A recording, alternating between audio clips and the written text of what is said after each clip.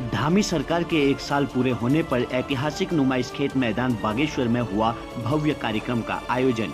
धामी सरकार का आज एक साल पूरा हो गया है, जिसको लेकर धामी सरकार की उपलब्धियों को जन जन तक पहुंचाने के लिए हर जिले में कार्यक्रम आयोजित किए गए हैं, जिसकी थीम एक साल नई मिसाल थी। वहीं बागेश्वर के ऐतिहासिक नुमाइश खेत मैदान में बृहद कार्यक्रम में सरकार के विभिन्न विभागों के स्टॉलों के माध्यम से सरकार की उपलब्धियों व योजनाओं की जानकारी दी गई। कार्यक्रम का शुभारंभ भाजपा जिला प्रभारी विनोद बल्दिया, जिलाध्यक्ष इंद्र सिंह फरसवाण, कपकोट विधायक सुरेश गढ़िया, जिला पंचायत अध्यक्ष बसंती देव व जिलाधिकारी अनुराधा पाल ने दीप प्रज्वलित कर किया। इस मौके पर स्कूली छात्र छात्राओं व विभिन्न सांस्कृतिक दलों ने रंगारंग कार्यक्रम भी प्रस्तुत किए। इस मौके पर विभिन्न क्षेत्रों में बेहतर कार्य करने वाली महिलाओं और पुरुषों को भी सम्मानित किया गया। साथ ही बेबी शो में विजेता नन्हे बच्चों को भी पुरस्कृत किया गया। वहीं इस मौके पर सीएम धामी ने जनता को देहरादून से ही वीसी के माध्यम से संबोधित किया। सीएम धामी ने कहा कि सरकार के कामकाज में तेजी लाने के लिए जल्दी ही जवाबदेही भी तय की जाएगी और हर महीने कार्यों की समीक्षा भी की जाएगी। ये एक साल उत्तराखंड के लिए, बागेश्वर के लिए बहुत ऐतिहासिक है, क्योंकि एक साल में जो लक्ष्य हमने रखे थे उन लक्ष्यों की प्राप्ति के साथ अंतिम छोर तक बैठे हुए व्यक्ति तक हमारी सरकार पहुंची है। हमने बिजली के क्षेत्र में, स्वास्थ्य के क्षेत्र में, शिक्षा के क्षेत्र में, पानी के क्षेत्र में, सड़क के क्षेत्र में, स्वरोजगार के क्षेत्र में, कृषि के क्षेत्र में, बागवानी के क्षेत्र में, हर क्षेत्र को आगे बढ़ाते हुए कैसे हम आत्मनिर्भर बन सकें, उसके लिए हमने लगातार कोशिश की है और हम आगे बढ़ भी रहे हैं। और आने वाले दिनों में आप कपकोट विधानसभा को एक मॉडल के रूप में हम बनाने जा रहे हैं और उसके सापेक्ष हमने बहुत सारी स्कीमें लागू भी की हैं और सारी स्कीमों में पैसा आ भी गया है। और ताकि आने वाले 1.5 साल के अंदर में जब योजना पूरी होगी तो आम जनता को उसका फ़ायदा मिल पाएगा।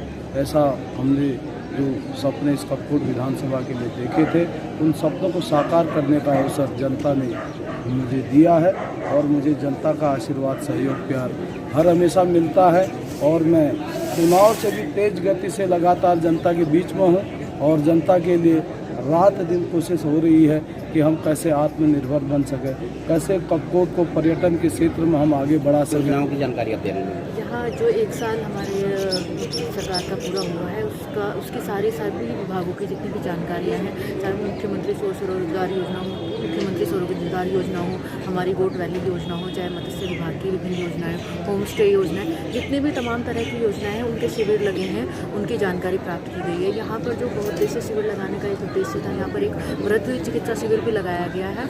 मैं आपके साथ जानकारी साझा करना चाहूँगी। लगभग 200 से ज़्यादा लोगों का हेल्थ चेकअप भी किया गया है, जिसमें सारे डॉक्टर्स, आयुर्वेद, होम्योपैथ और हमारे जो एलोपैथी के चिकित्सक हैं वो यहाँ पर शिविर कर रहे हैं। और then and their Aadhaar card और जितने भी राजस्व विभाग के जितने भी हमारे प्रमाण पत्र बनने होते हैं, वो प्रमाण पत्र का भी शिविर लगाया गया है, जैसा कि सरकार की मंशा थी। इस तरह के बहुउद्देशीय शिविर तो आज ये यहाँ पर लगाएं, 4-5 अगले 1 हफ्ते में लगाएंगे। और ऐसा ही नहीं है, ये लगातार हम दूरस्थ क्षेत्रों में भी जो सरकार की मंशा रही है, चाहे रात्रि चौपाल से लेकर वो बहुउद्देशीय शिविर लगाने की, वो हर जगह जाएंगे ताकि लोगों को दूरस्थ इसमें आना ना पड़े।